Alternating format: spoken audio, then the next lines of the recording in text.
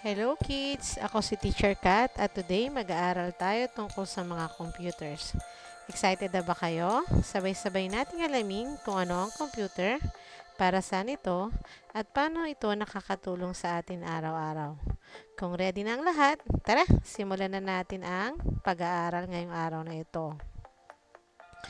So, ang matututunan natin today ay kung ano ang computer, mga different parts ng computer, maunawaan din natin kung paano at saan ginagamit ang computer at kung paano tayo maglilibang gamit ang computer. Ano nga ba ang computer? Alam nyo ba kung ano ang computer? Ang computer ay isang espesyal na makina na tumutulong sa atin sa maraming bagay. Pwede nitong tulungan tayong mag-aral, maglaro ng games at mag-solve ng problems. Para itong isang super smart helper na sumusunod sa mga instruction natin. Ito naman ang mga main parts ng computer. Siyempre, nandiyan ang screen. Ito yung parang TV. Yung keyboard naman, dun yung makikita yung mga letters at numbers. Ang mouse, ito yung ginagamit nating pang point at click. Ang computer box or CPU, ito ay kung saan nagtutulong-tulungan lahat ng parte ng computer para gumana. Ano ba ang computer screen? Ang computer screen ay nagpapakita ng larawan, salita at kulay. Para itong bintana na nakikita natin. Kung anong ginagawa ng computer, ang tawag dito ay display or monitor. Ang keyboard naman, dito tayo pwedeng mag-type ng mga letters, ng words, isulat ng numbers, gamitin ang mga special key tulad ng space at enter at ginagamit natin din ito para maglaro. So, ang susunod naman ay ang mouse. Sa mouse, pwede tayong mag-point sa mga bagay at mag-click ng mga buttons. Ito rin yung ginagamit natin para mag-drawing ng mga picture. Sa paglalaro naman, ginagamit natin to sa mga games, di ba? So, ano yung tips ni ma'am dito? Pag left click, ito yung para pumili. Pag naman right click, dun yung makikita yung mga maraming options na ibinibigay ng mouse. Pag tayo gumagamit ng computer, para maging safe tayo, ito yung mga computer safety rules na ibibigay ni Teacher Kat sa inyo.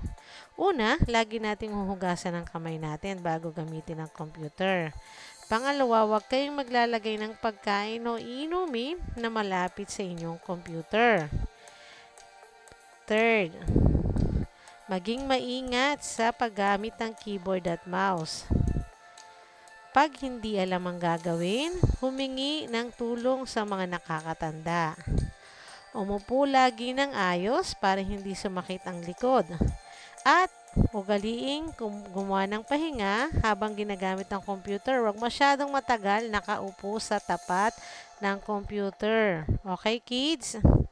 So, ano ba ang mga fun computer activities na pwede natin gawin sa computer? Pwede tayong maglaro, mag-draw ng pictures, mag-listen sa mga stories, magnood ng mga educational activities, mag-practice ng counting, at mag-online coloring.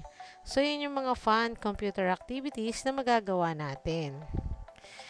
Kung meron tayong mga fun activities, syempre, meron din tayo dapat na computer manners. Pag tayo gumagamit ng computer at mayroon tayong mga kasunod, bibigyan natin sila ng time. Pag gumagamit din ng computer, dapat tahimik. Huwag masyadong maingay kasi nakakadistract tayo sa mga katabi natin. And then, panatiliin nating malinis ang ating mga computer pagkatapos gamitin. Pag hindi natin alam ang gagawin, make sure na humingi ng tulong kapag kailangan. Pag may binigay na gagawin ng teacher, dapat susundin. So, sa susunod na slide, tayo ay magpa-practice. O, sige nga. Kaya nyo bang i-click or pindutin ang inyong mouse? Okay, maraming salamat. I-comment nyo lang kung nagawa nyo, ha? Oh, susunod na activity is kung paano ginagamit ang mouse. Ano nga ba ang mga dapat sundin para pag gumagamit ng mouse?